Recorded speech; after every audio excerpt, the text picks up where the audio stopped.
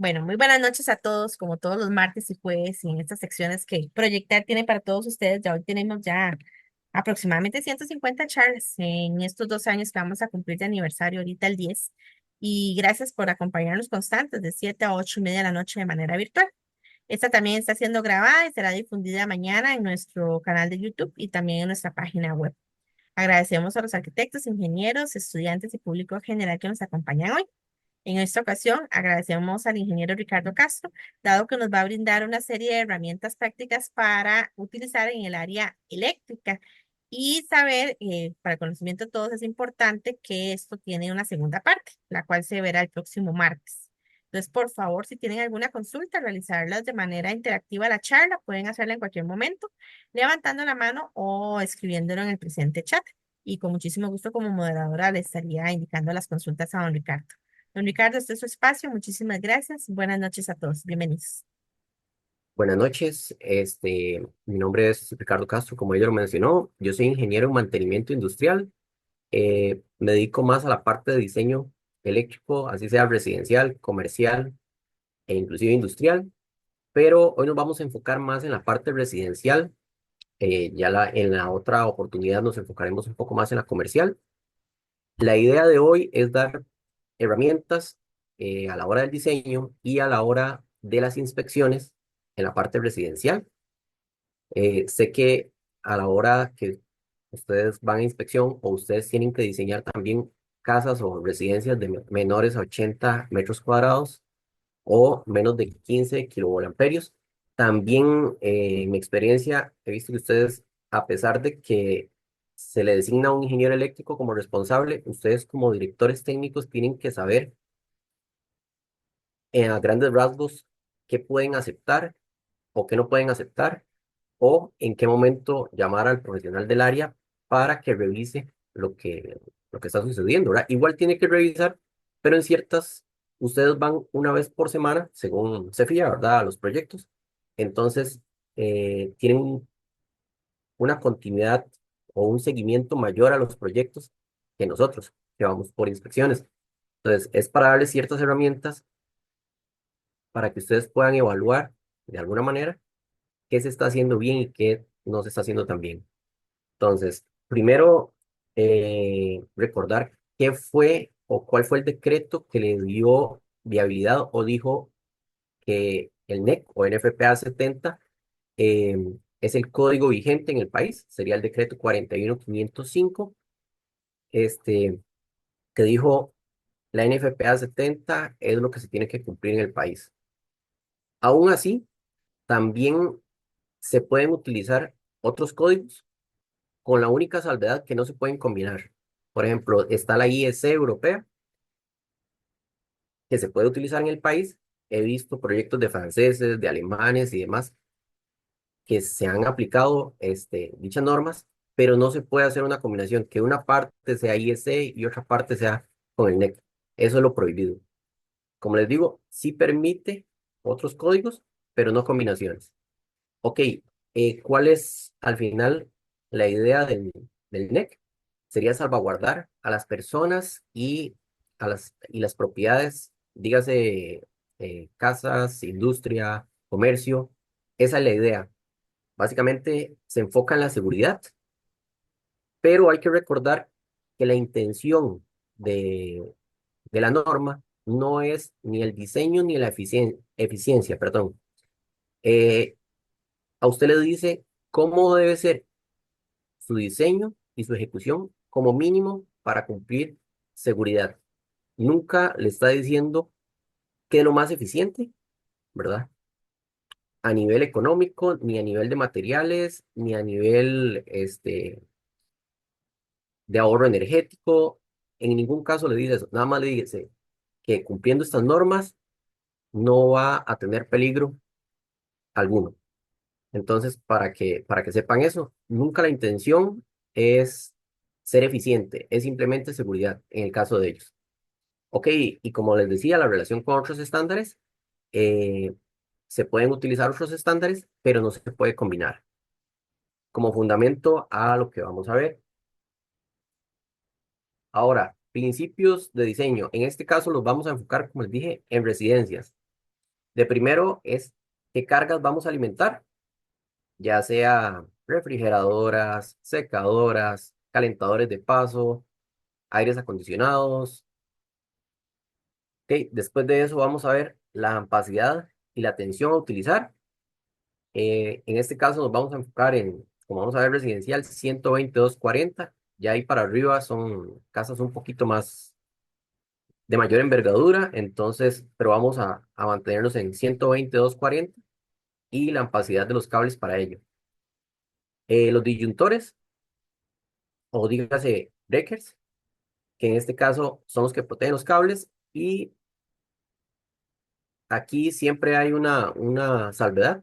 Aquí es donde cambia bastante la normativa, sean falla arco, sean falla tierra.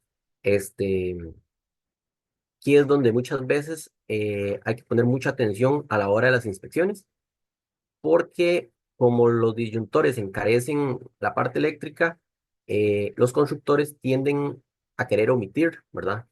Dicha parte. Hay que revisar también la parte de centros de carga, alimentadores y bases de medidores. Básicamente eso es lo que se diseña y se inspecciona en una residencia, en la parte eléctrica. Ok, las cargas a alimentar, ¿verdad? Serían refrigeradoras, microondas y demás. Ok, vamos a empezar con un principio, que es la capacidad de un conductor de transportar corriente a una temperatura determinada. Ok, primero hay que ver qué necesidad tenemos eh, a conectar. Dígase, por ejemplo, una refrigeradora. ¿Cuánto jala una refrigeradora? Con base en eso, vamos a escoger el cable para ese circuito. Vamos a verlo por acá. Por ejemplo, una refrigeradora va con un cable 12.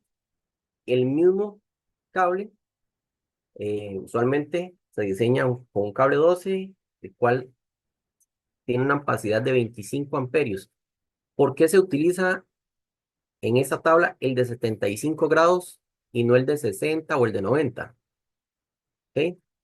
Es por estas piezas de acá. Donde recibe el cable es la parte más débil, por decirlo así, en el diseño, porque estas, a nivel comercial, las que se comercializan, sea Square D o sea Cutter Hammer, aguantan hasta 75 grados. El cable, dependiendo del aislamiento, me aguanta hasta 90 grados, pero no puedo llegar hasta 90 grados porque las barras y donde si recibe el cable no me lo va a soportar. Por lo tanto, lo que se utiliza es a 75 grados por dicha razón. Entonces, ya sea en cobre o ya sea en aluminio, se utiliza a 75. ¿Se puede utilizar a 60 grados? Sí, claro, pero se está, por decirlo así, desperdiciando capacidad del cable. Ok, protección del cable, que es el disyuntor, ya lo vamos a ver más adelante, y los puntos de conexión, sean tomacorrientes GFCI, sean tomacorrientes normales o sean tomacorrientes 240. Ok, aspectos que se ven en el país. Primero, hay que saber que hay ciertos tipos de cables que no se consiguen. Dígase el calibre 1, el calibre 3.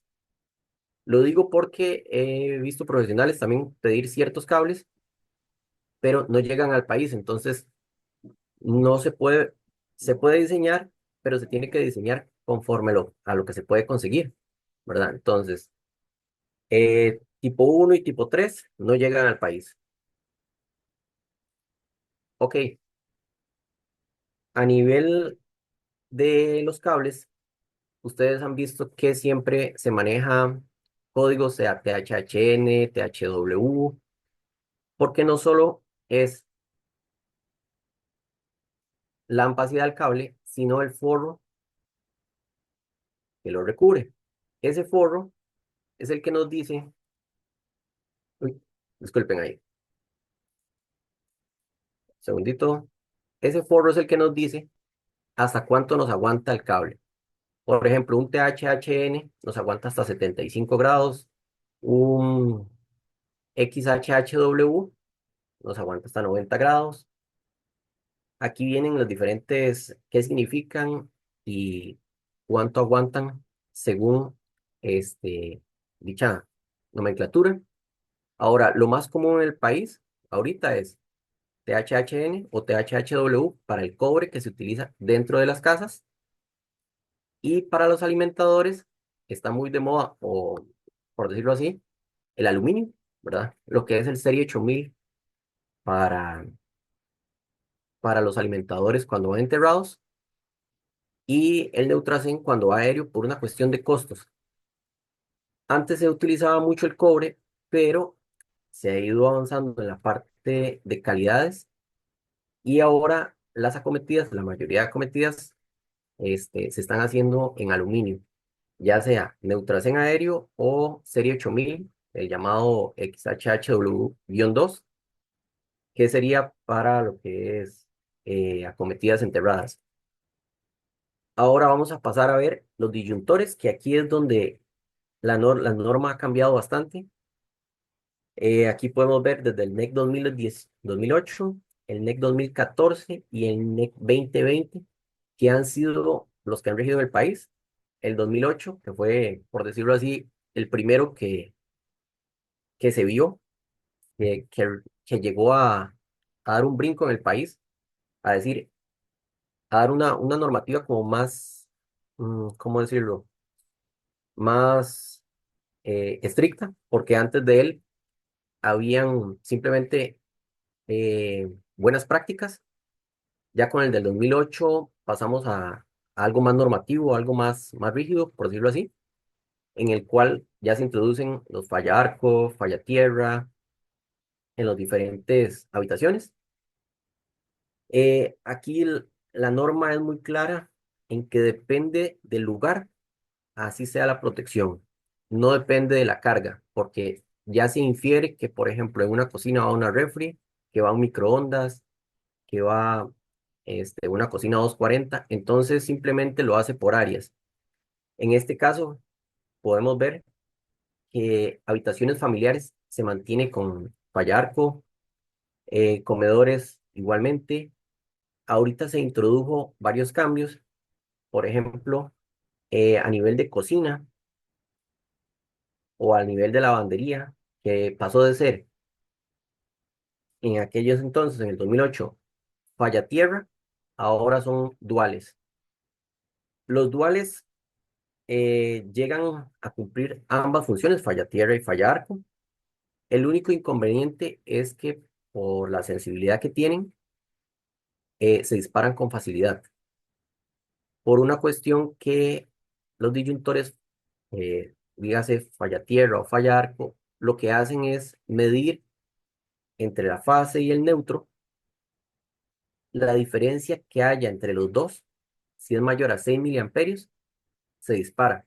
Eso lo puede provocar o un fallo real para lo que fueron hechos en el microondas, ya sea la cocina, ya sea mm, cualquier aparato que se conecte, a como lo puede dar también una mala calidad del suministro eléctrico.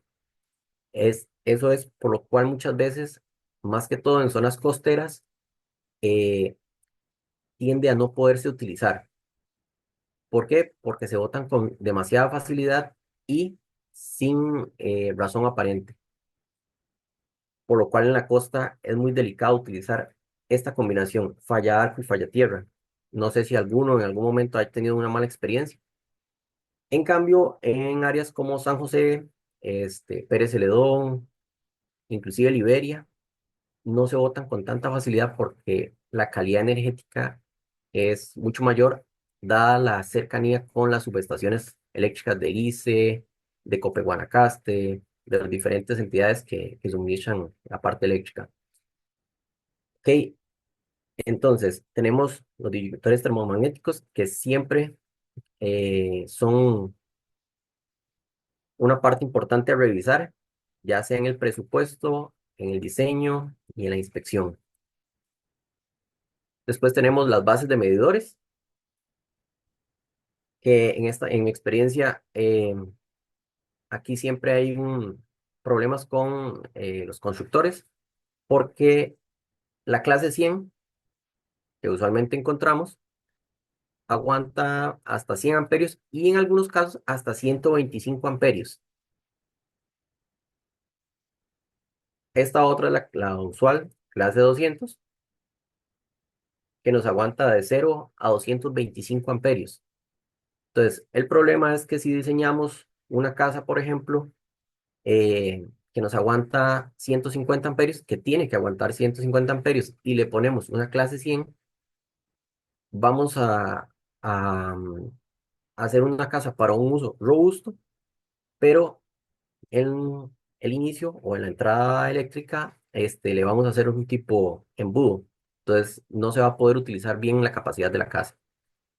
A nivel de normativa, esto es por parte de la AECEP, las diferentes partes a tomar en cuenta a la hora de poner un medidor, que serían la altura, como dije, la clase de la base del medidor, el disyuntor, la puesta a tierra,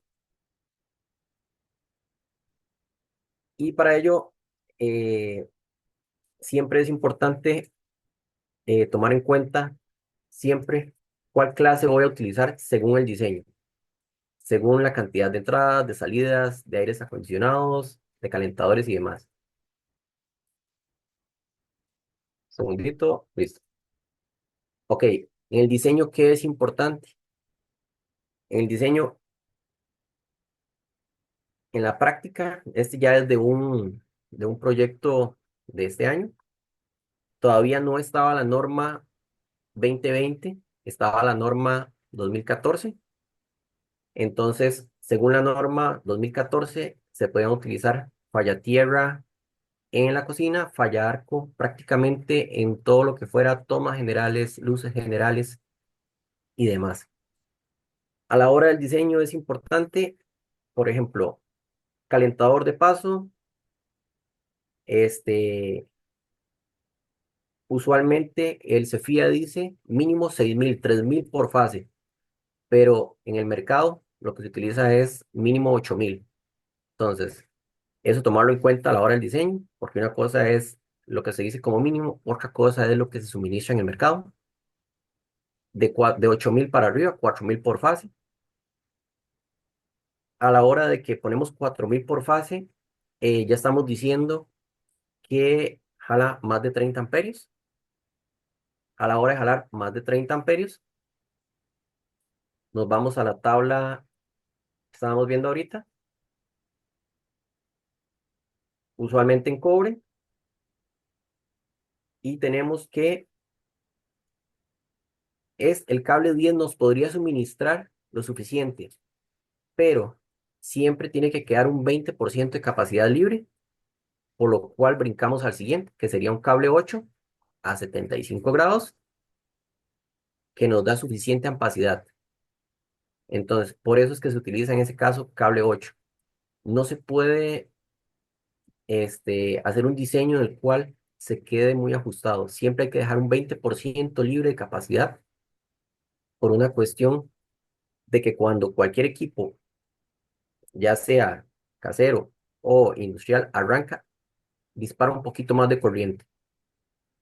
Entonces siempre se debe dejar ese espacio.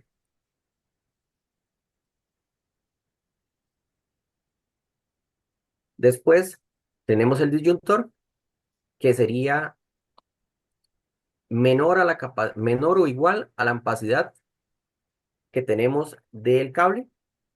Teníamos que la ampacidad del cable número 8 es 50 amperios. Entonces, podemos poner 40 o 50. Va a depender del calentador que se vaya a poner en sitio. En este caso me dijeron que se iba a utilizar uno de 8.000. Entonces, se puede poner 40 amperios sin que se vaya a disparar, a menos que realmente haya una falla. Entonces, eh, así es la escogencia del cable, la escogencia del breaker. Inclusive ahí, si el cliente dice, no, voy a poner uno de 12.000, puedo seguir utilizando el cable 8, pero cambio el disyuntor a 50. Me sigue funcionando.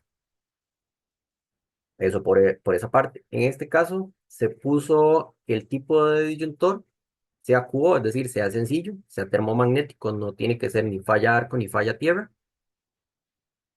siempre se tiene que calcular el porcentaje de caída de voltaje, que es, depende de la distancia y depende de la potencia de cada uno de de las cuestiones a conectar. Ricardo, permiso. Correcto.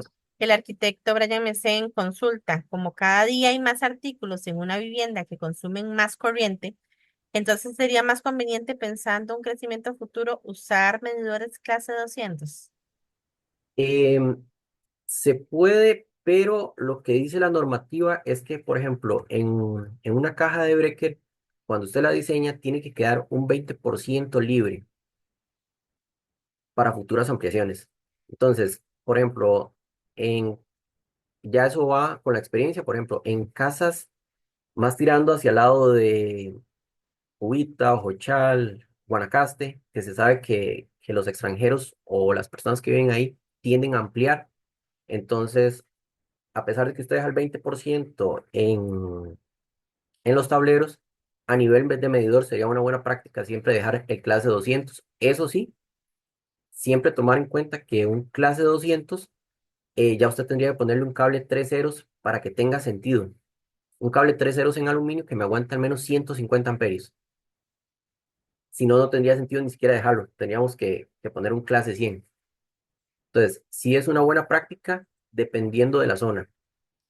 Por ejemplo, hace unas 3 semanas eh, realicé una casa que que consumía, perdón, alrededor de 80 amperios, pero por ser de franceses, en el lado de Ubita, en vez de utilizar una base clase 100 y un tablero de 24 espacios, se dejó uno de 30 espacios, una base medidor clase 200, unos 150 amperios de breaker principal. ¿Por qué? Por futuras ampliaciones.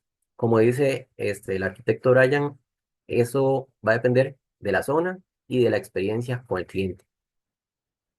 En cambio, si usted está en la zona de Pérez Celedón, en una zona residencial, en una casa de menos de 100 metros, eh, dejar eso es encarecerle al cliente. Realmente, más de lo que dice la norma, sería encarecerle al cliente sin, digamos que sin fundamento alguno a futuro. Ok. Eh, Gracias. Probabilidad. Cuando uno hace un diseño, recuerden que se hace la tabla principal, que sería donde ponemos las cargas a conectar, el tipo de disyuntor, la canalización, los conductores. Cuando es residencial, eh, se tiene que calcular un factor de demanda. ¿Por qué? Para no encarecer la obra innecesariamente. El factor de demanda, recuerden que es el factor que se calcula porque no, en una vivienda no todo se utiliza al mismo tiempo y la probabilidad de que se utilice al mismo tiempo, entre mayor sea la unidad, más baja es. En una casa, por ejemplo, de unos 300 metros cuadrados, la probabilidad de que todos los aires acondicionados, la cocina, la secadora, se utilicen al mismo tiempo, empieza a tender a la baja.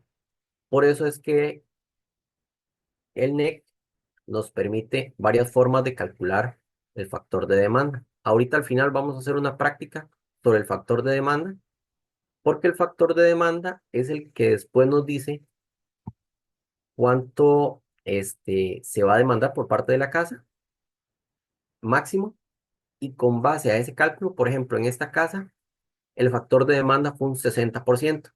Entonces, esta es la corriente máxima probable que se va a utilizar, 94 o 92. Tomamos el mayor valor, 94.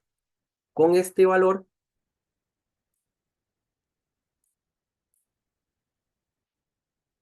nos vamos a esta tabla, es tomando la salvedad que esta tabla es para ampacidades de cables que se van a utilizar enterrados, subterráneo, no es para aéreo.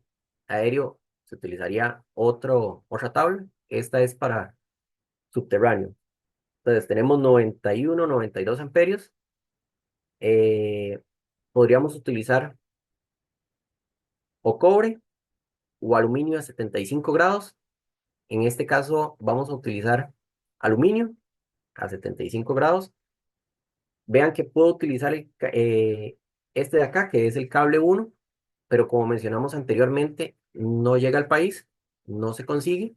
Por lo tanto, vamos al siguiente, que sería un cable un cero que nos permite hasta 120. En este caso particular, de hecho, dada la pregunta del arquitecto Brian, se puso un cable 3 ceros. ¿Por qué? Previendo ampliaciones futuras. Un 3 ceros nos aguanta hasta 155 amperios. Estamos muy lejos de los 92 calculados, pero fue por una cuestión del cliente que deseaba ampliaciones futuras. Entonces, al final, el que se puso fue un cable 3 ceros que nos aguanta 155 amperios. Por lo tanto, el interruptor principal que se puso fue de 150. Recuerden que siempre el interruptor, ya sea de circuitos individuales o del alimentador principal, él tiene que ser menor a la capacidad del cable, siempre. ¿Por qué? Porque si no, vamos a dañar o el cable o, como dije anteriormente, vamos a dañar donde se conecta el cable, estas áreas de acá. Ellas como aguantan 75 grados y si las forzamos, el cable no se va a dañar en este caso, porque puede aguantar dependiendo del tipo hasta 90 grados, pero estas conexiones van a empezar a fundirse y van a empezar a deteriorarse poco a poco.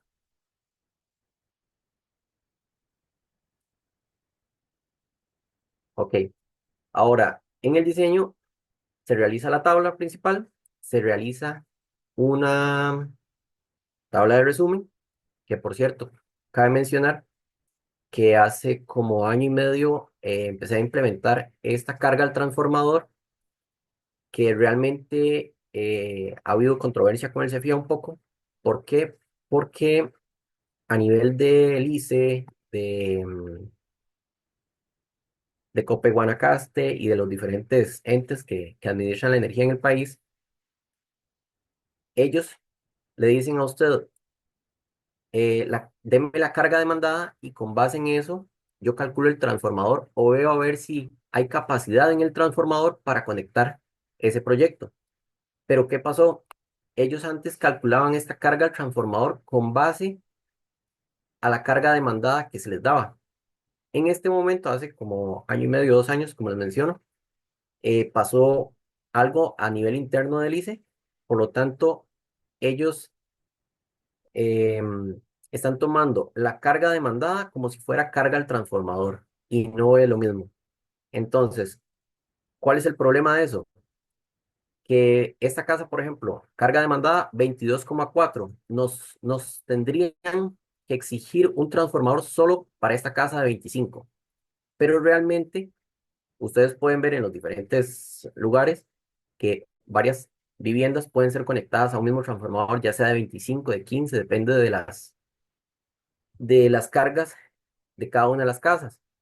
Si fuera por ese cálculo, inclusive una casa de bien social que termina eh, por por los cálculos que nos permite el NEC, demandando unos 18, 17, 18 kilovolamperios, nos estarían exigiendo un transformador por cada casa, inclusive de vivienda de bono, por decirlo así.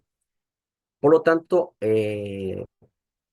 hablando con la gente del colegio, se tomó la decisión de poner esta tabla y poner este cálculo que es una carga que va a sentir real el transformador. ¿Para qué? Para que se pueda poner en la boleta eléctrica y a la hora de poner en la boleta eléctrica el ICE o cualquiera de esas entidades diga, ok, esa es la carga real que le voy a asumir al transformador. Entonces, si yo tengo esa capacidad en el transformador, no les voy a pedir a mi cliente que me suministre otro transformador.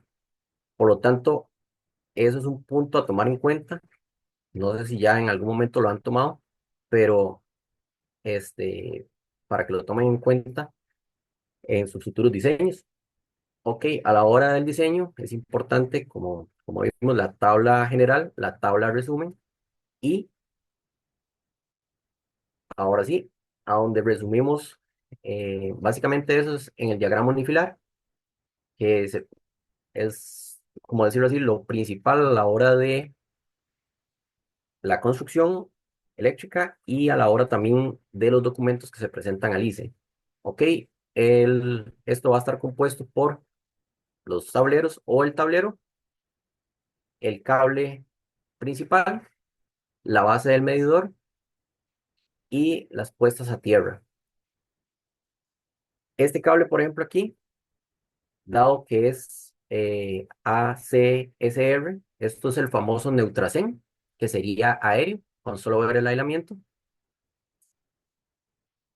Aquí, con solo ver que es de 100 amperios esta base del medidor, es clase 100.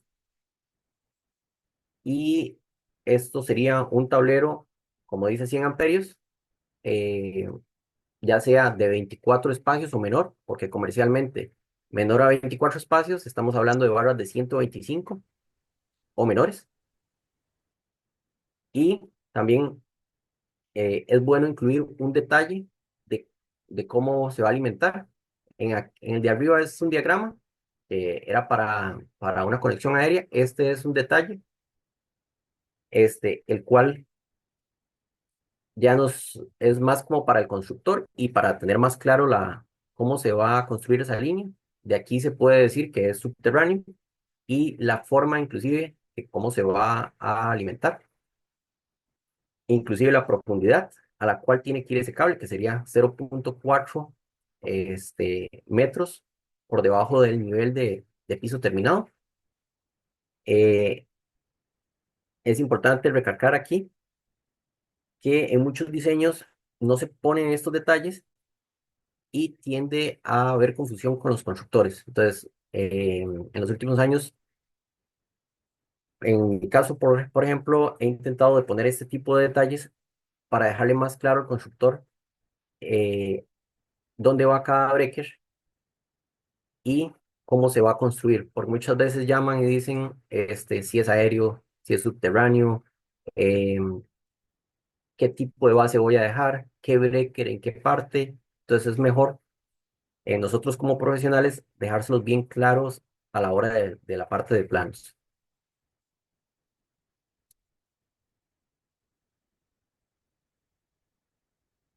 Ok, ahora la parte de inspección. En esta parte,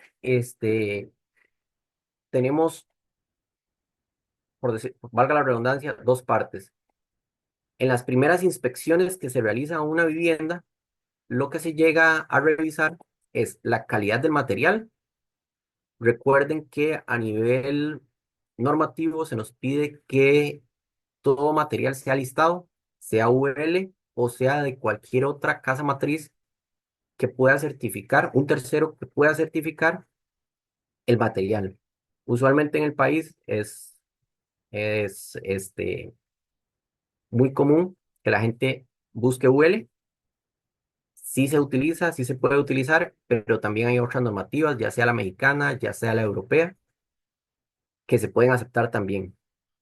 Después, revisión de las posiciones de las salidas, revisar que los tomacorrientes, que la iluminación, que los apagadores, que las cajas de registro estén en su lugar. Las rutas, muy importante, por una cuestión de eficiencia a nivel constructivo y la forma en que se usa el material. ¿Por qué pongo esto acá? Porque se ha dado mucho que los constructores calientan la tubería, ¿verdad? De forma indebida y se tienden a ver curvaturas que no son permitidas. Ok, después de ello, esto es en las etapas a nivel de antes de chorrear, a la hora de levantar paredes, antes de poner cielo raso, se revisan dichas cuestiones. A la hora de recibir el proyecto o a la hora de que ya hay electricidad en el proyecto, se siguen las siguientes indicaciones a la hora de la revisión. Primero, se inspeccionan cada uno de los receptáculos. ¿Cómo se inspeccionan ellos? Ya sea con un probador, no sé si han utilizado algo parecido, un probador de tomacorrientes, uno como este. Después la iluminación, que esté funcionando bien, que a la hora de encender receptáculos o encender, por ejemplo, un microondas o a la hora de encender la cocina y usted encienda las luces, no empiezan a parpadear, que es uno de los fallos más usuales, que cuando hay carga, si hay una mala conexión, empiezan a parpadear, se empiezan a bajar, que no se dé ese tipo de fallos.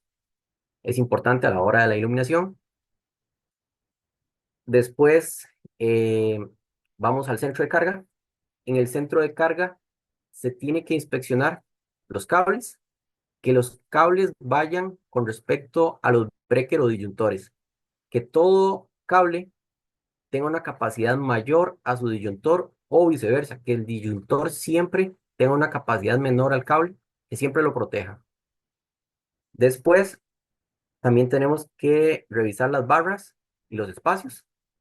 Por ejemplo, mm, no vamos, si traemos un cable, por ejemplo, el caso que estábamos viendo anteriormente, un cable 3 ceros que nos aguanta hasta 150 amperios a una vivienda que lleva sus aires, sus calentadores, que estas barras donde se van a conectar los breakers aguanten más de 150 amperios. Comercialmente, lo que se utiliza ahorita es cajas de breaker mayores de 24, ya sea la de 30, la de 42 o la de 52, aguantan 200, 225 y 225. La de 30 aguanta 200 amperios, la de 42 y la de 52 aguantan 225 amperios. Entonces, hay que revisar esa parte. Usualmente ahora lo que revisa uno es la cantidad de espacios y con base en eso revisa la capacidad de las barras o también ellas traen la rotulación a un costado. Si no se ha perdido o no o está borroso, con eso se puede revisar la capacidad de las barras. Después, los tipos de disyuntores, ya sea falla arco, falla tierra, duales, revisar esa parte.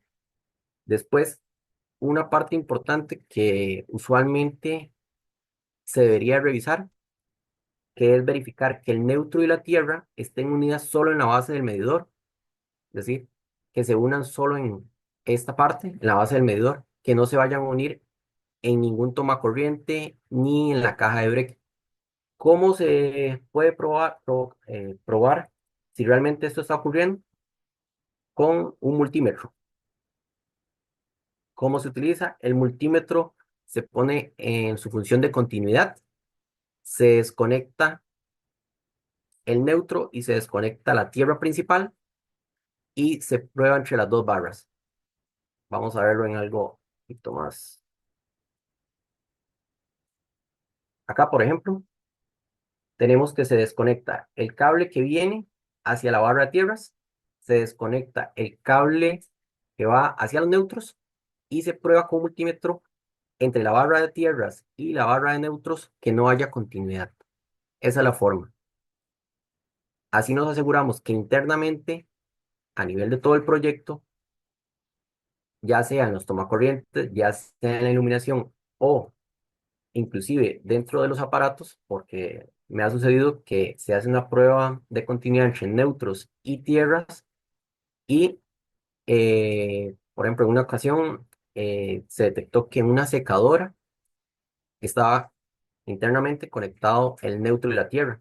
Entonces, esa es la forma de verificarlo, desconectando el neutro, desconectando la tierra que viene de la base del medidor y probando continuidad entre el neutro y la tierra, entre las barras, ¿verdad?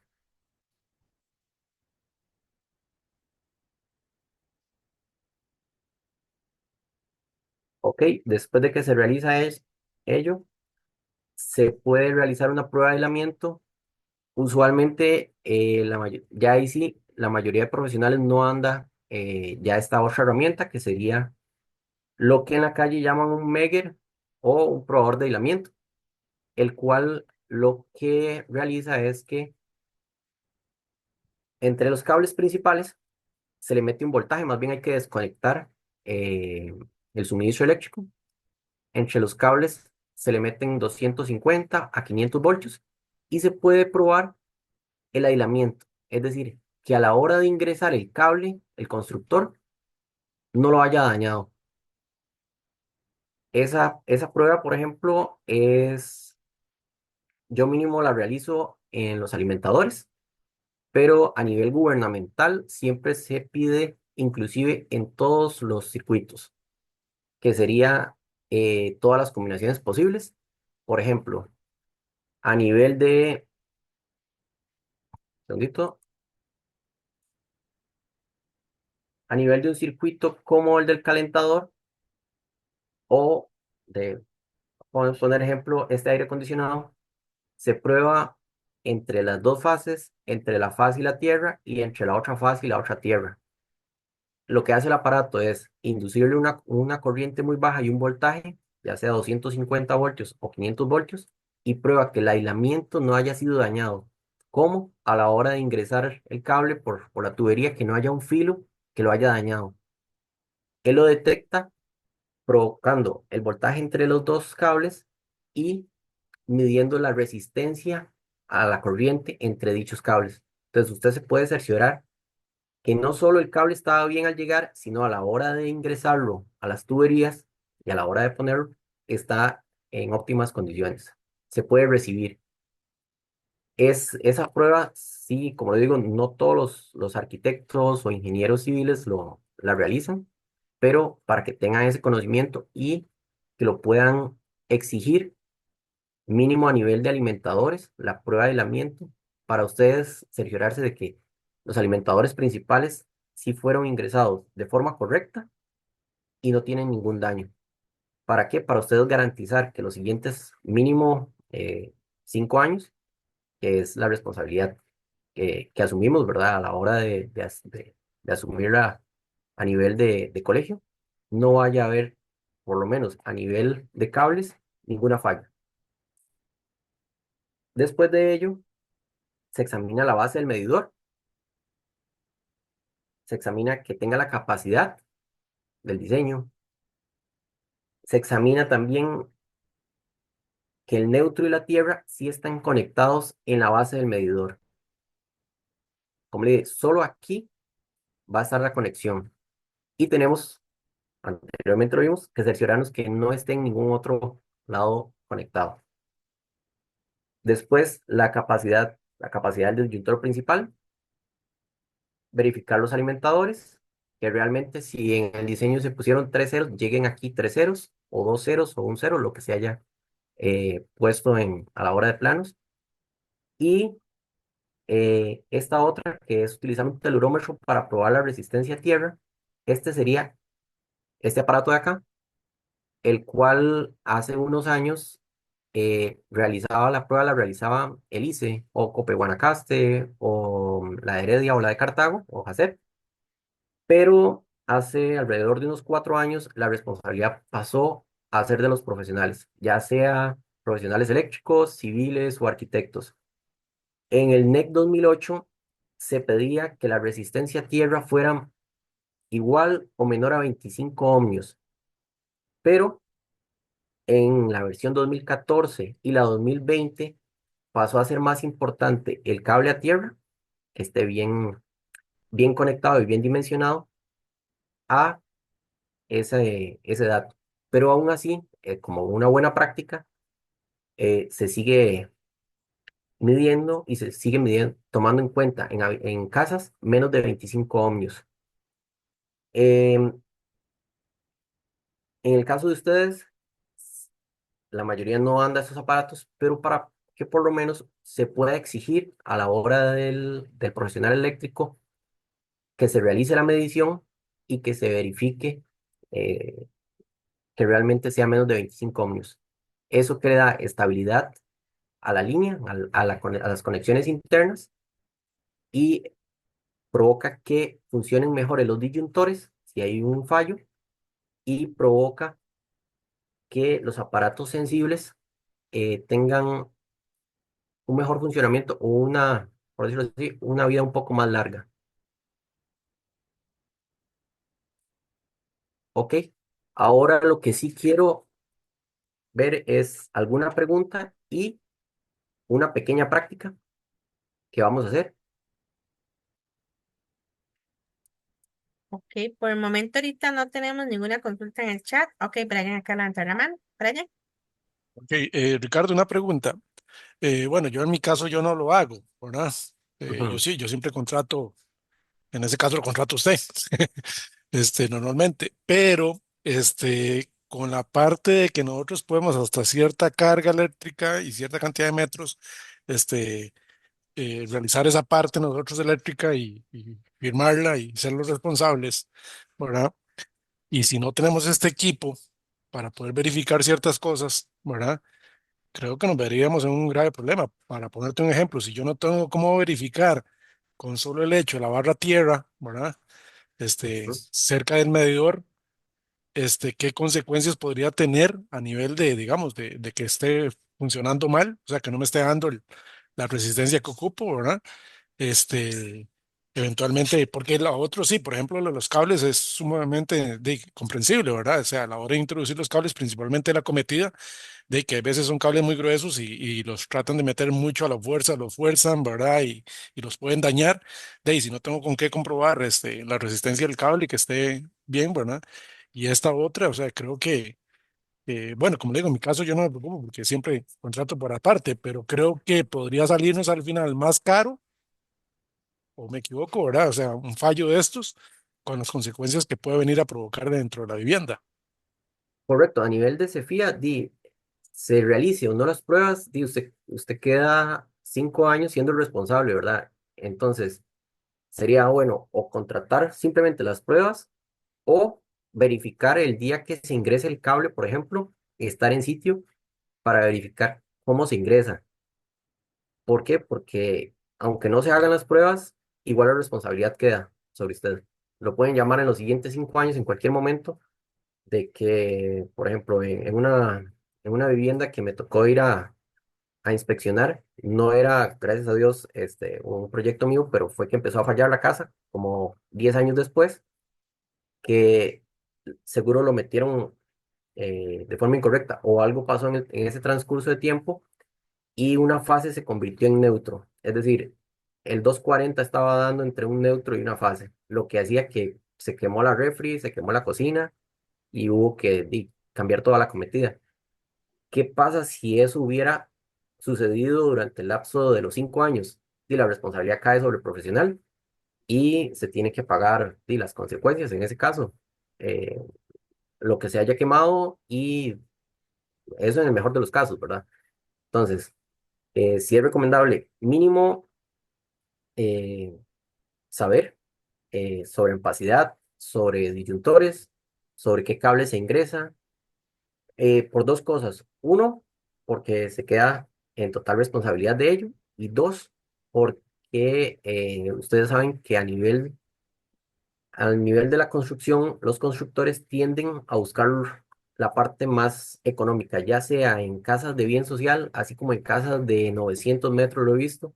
Ellos cobran, pero tienden a buscar lo más barato, inclusive a esos niveles. ¿Por qué? Porque la parte eléctrica el cliente final no la ve. El cliente simplemente, ya sea una casa sencilla o una casa muy de lujo, ellos no ven el valor de la parte eléctrica. Simplemente con que les funcione lo que van a conectar, hasta ahí por ellos está bien. Entonces el constructor ahí tiende a, por decirlo así, no todos, gracias a Dios, pero mucha cantidad tiende abaratarse en materiales y también en la calidad del personal que lo pone, que lo instala.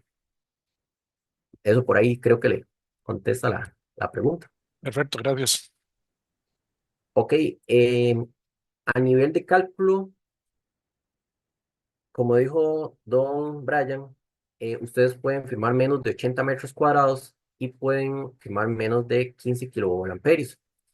Para ello, lo que se les permite a nivel del CEFIA es el cálculo estándar, que inclusive el CEFIA lo facilita para casas, como les digo, pequeñas. Les voy a hacer un ejemplo, no sé el que quiera realizarlo, de una casa de unos 80 metros cuadrados, cómo se calcula la carga demandada. Entonces, por ejemplo, tenemos, para empezar, la carga para iluminación y receptáculos, que serían 33 volamperios por metro cuadrado. Esto a nivel de ejemplo, ¿verdad? Pero les es básicamente en toda casa que consuma menos de 100 amperios se puede utilizar, y a nivel de ustedes es la que se debería de utilizar para calcular la carga demandada. Ok, se hace de la siguiente forma. Carga de iluminación y receptáculos a 33 volamperios por metro cuadrado. Es decir, una casa de 80 metros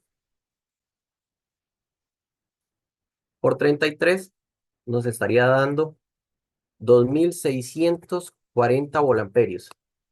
Esa sería la carga para iluminación y tomacorrientes generales. Después tenemos circuitos de electrodomésticos pequeños. Ya sea esta parte se utiliza para microondas, para cualquier objeto que se vaya a conectar que no sea la cocina principal, la 240. Por normativa, esos dos circuitos tienen que ser de 1500, y ya inclusive vean que no hay cambio con ello. Después está el circuito de lavandería, que también se calcula 1500, mínimo uno, ¿verdad? Entonces serían 1500.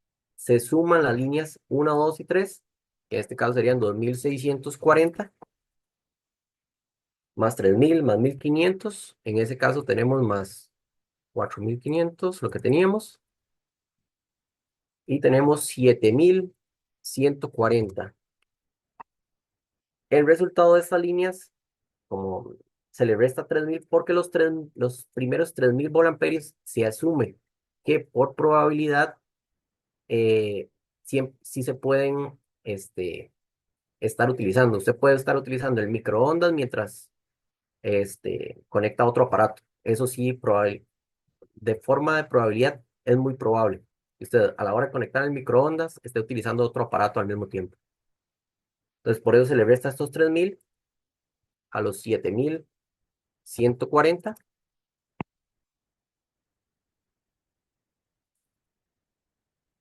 y nos da 4140. El resultado se multiplica por 0,35. Ya esto es una cuestión del NEC, por una cuestión probabilística de cuánto realmente se va a hacer al mismo tiempo en una vivienda. Por 0,35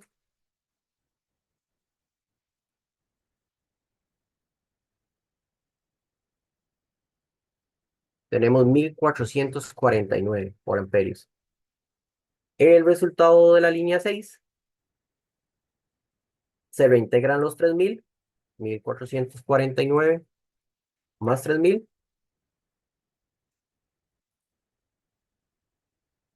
nos da 4449. La carga demandada de iluminación y receptáculos generales es esta de acá que tenemos, lo que nos dio el punto 7. Esto sería la carga que en su probabilidad se va a utilizar máximo a la hora de iluminación y tomacorrientes. Hasta ahí llega esa parte. Después simplemente lo que se agrega es el circuito del calentador de agua, que a nivel del NEC como mínimo se utiliza 6000, pero a nivel comercial lo que se está utilizando es 8000. Esto es simplemente por una cuestión de la norma, pero a nivel de Costa Rica ya el de 6000 sería una termoducha, que ahí entramos en una, ¿cómo decirlo? En una controversia, porque a nivel de NEC no se permite termoducha, pero se utiliza mucho en el país. Y se suma lo anterior más el calentador más el circuito de cocina 240. Ok, Más 8.000 más 6.000. Tendríamos 18.449. Ok, entonces esta sería la carga demandada en esta vivienda. Esto, como número, no nos dice nada, pero a nivel de cómo lo utilizamos. Ok, estamos en una casa, la casa usualmente en Costa Rica son 240, a este número lo dividimos entre 240 y nos da 76 amperios. Ok, con esos 76 amperios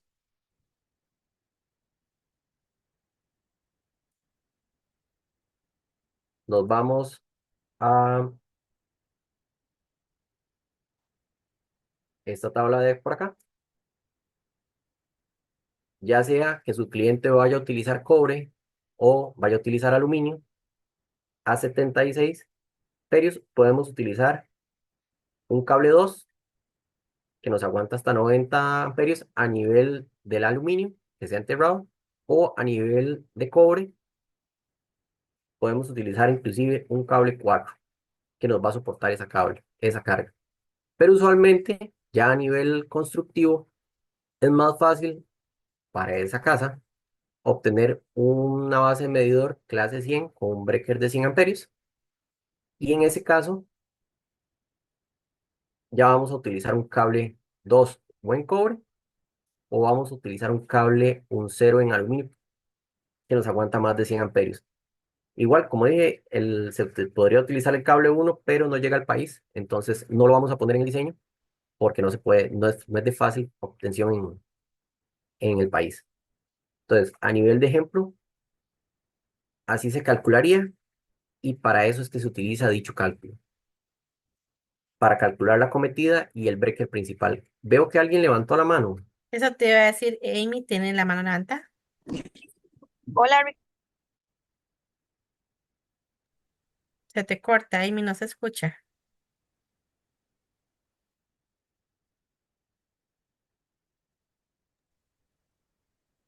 Amy, ¿nos escuchas?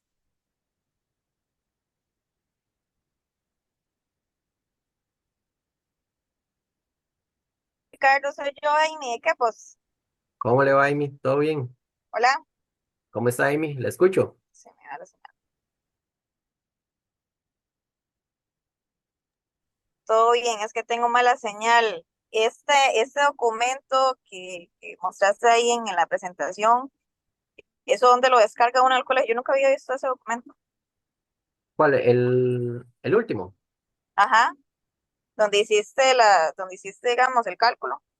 Ah, ok, ese es, ya le digo, ese se descarga en el colegio directamente. Este,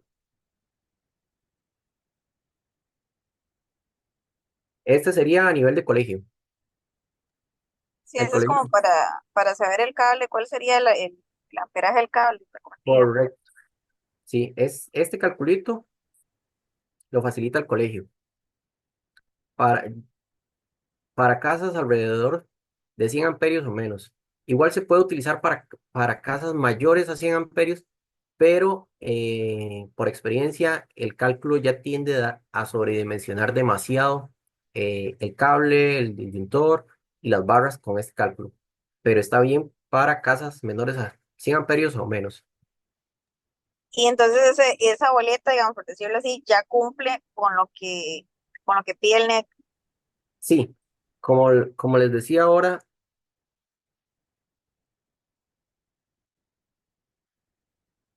sería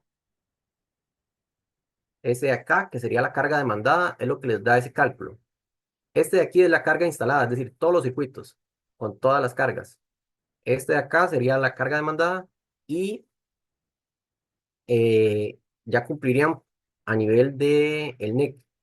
Pero esta otra, como les mencionaba ahora, esta es la carga al transformador, que es la que ahora, en el caso mío y varios profesionales, estamos poniendo a la hora de poner en la boleta. ¿Por qué?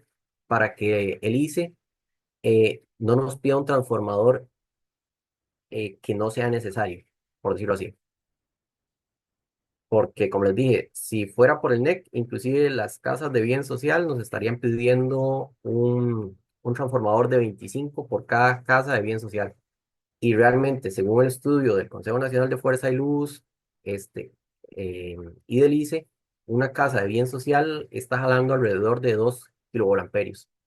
Es decir, a un transformador de 25 se le pueden conectar 10 hasta alrededor de 10 casas de bien social. Pero si fuera a nivel de cálculo del NEC, se podría conectar solo uno.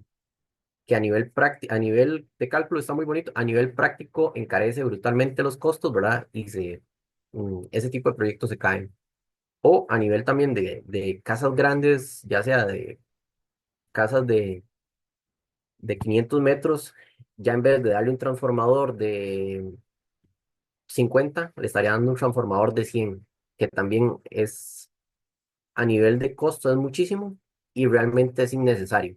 Entonces hay que tener mucho cuidado con el cálculo que da el NEC comparado con lo que realmente se va a instalar en sitio. Muchas gracias. Pura vida.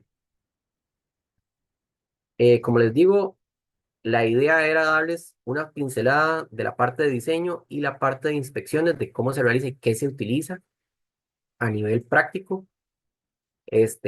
A nivel teórico se puede ver desde la selección de cables hasta la selección de los breakers. Ya es una clase entera de cómo funcionan internamente. Por ejemplo, un disyuntor termomagnético, sin ser falla arco y ser falla tierra, se va a disparar por dos funciones, sea por temperatura o sea por amperaje.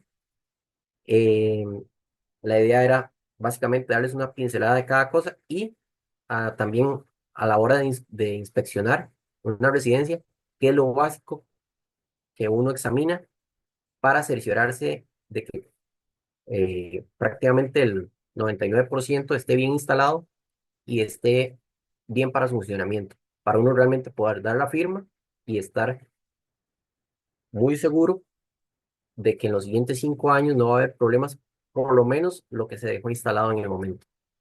Entonces, para que vean que no solo es una revisión visual, sino también ahora con todo lo que hay, se hace una revisión un poquito más profunda para asegurarse por parte de uno eh, la responsabilidad, ¿verdad? Entonces, no Perfecto. sé si hay alguna otra consulta. Eso te iba a decir, por el momento no tenemos ninguna otra consulta, no sé si habrá alguna duda al respecto. Recordemos también que tenemos la parte 2 el próximo martes, ¿verdad? Entonces, en caso de que tengan también una duda, podrían hacérsela el día martes. Ok. Correcto. Esta Sí, está enfocada a la parte residencial. El siguiente martes sería enfocada a la parte comercial. perfecto. Gracias por la aclaración. Ricardo, yo tal vez ahí tengo una adicional.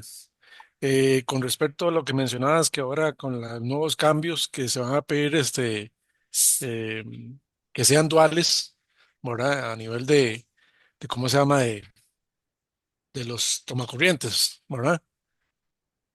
Aquí, Tomacorrientes o los breakers sería. correcto. Y que se van a estar disparando en ciertas zonas, ¿verdad? Lo que me preocupa, no sé hasta dónde, porque he visto casos donde, por ejemplo, para abaratar costos, ¿verdad? Volvemos a lo mismo, el constructor se pone de acuerdo o el que le está haciendo la instalación eléctrica, ¿verdad? Se pone de acuerdo con el dueño y le dice, bueno, yo le pongo unos breakers por mientras y que pasen la inspección y ya después de los cambio, ¿verdad? Lo que me preocuparía con esto es que si usted que comienzan a dispararse muy fácilmente, es que, ¿cómo hace uno para garantizarse de que en su momento el cliente, al ver que se le disparan, ¿verdad? Y esto, lo otro, de ahí lo cambie por otro para evitar ese problema y de ahí al final llegue a pasar algo y de ahí uno lo llamen, ¿verdad? O que nos van a estar llamando, no sé, que cada rato se dispara y que piensan que es un daño o algo así, Ahí- ¿verdad? O sea, veo sí, como problemática esa parte, ¿verdad? sí, ahí sí entramos en una controversia porque eh, a nivel de NEC uno debería de exigir este tipo de breaker y protecciones, pero a nivel se sabe, por ejemplo, de la zona de Ojochal, de la zona de Quepos, en algunas partes, se botan sin que haya ningún fallo real. Entonces, ahí entramos en una controversia. El CEFIA nos demanda, ¿verdad? Que a nivel del NEC pongamos esos breakers, pero a nivel práctico, en ciertas zonas no es funcional realmente. Ahí entramos en una problemática porque muchas veces lo que se hace es que se ponen los breakers falla tierra, falla arco, se toma una foto, porque hacen muchos profesionales, se toma una foto, se quitan los breakers y más bien esos breakers los andan para tomar fotos, por decirlo así. Se pone los breakers, se toma la foto para que a nivel de cefía se vea que está así y apenas se toma la foto, se ponen breakers sencillos, por una cuestión práctica. Porque, para ponerle un ejemplo, en una casa de unos alemanes se puso un breaker falla tierra para una cocina, se conectó una refrigeradora, se botó sin ninguna falla. Una semana después llegaron los clientes, estaba totalmente arruinada toda la comida que estaba internamente y se llamó a los profesionales, se llamó al constructor, estaban furiosos. No había daños a nivel de eléctrico, no había fallo a nivel constructivo. Simplemente fue que el suministro de la zona es muy inconstante y pasa subiendo, el voltaje pasa de 240 a 260, 270, baja a 190 en algunos casos, lo que provoca que el falla tierra o falla arco crean, por decirlo así, o sienten que haya una diferencia entre el neutro y la fase, lo que provoca que se bote. Entonces, sin realmente haber una falla, ellos se botan en esas zonas. Entonces ahí entramos en la controversia entre ponemos un, un breaker que va a fallar, que va a estar fallando una vez cada 3 días, sin razón aparente, o a nivel profesional le hacemos caso al CEFIA. Ahí entramos en una controversia, sí, Ok, básicamente. pura bien, gracias. Muchas gracias, Brian. Ricardo, muchísimas gracias. No sé si habrá alguna consulta más. Por el momento en el chat no hay ninguna. Bueno, parece que estaríamos llegando hasta acá. Ricardo, muchísimas gracias. Nos estaríamos viendo el próximo martes, si Dios lo permite.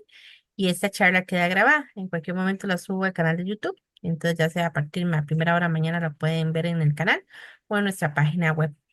Muchas gracias a todos por acompañarnos. Buenas noches, Ricardo. Muchísimas gracias. Gracias a ustedes, buenas noches. Buenas Buenas noches, noches. muchísimas gracias. Chao, gracias. Buenas noches. Procedo a dejar de grabar.